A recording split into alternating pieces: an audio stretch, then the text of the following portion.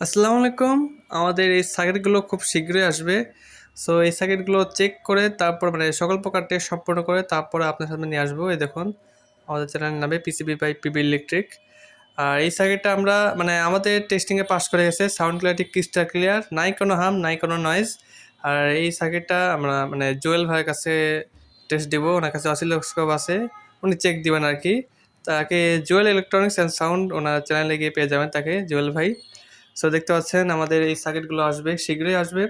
আর দেখো আপকামিং যে সার্কিটগুলো আছে, 4টা নিচের মোনো সার্কিট, এটাও ক্রিস্টাল ক্লিয়ার সাউন্ড কোয়ালিটি দিবে, দেখতে পাচ্ছেন।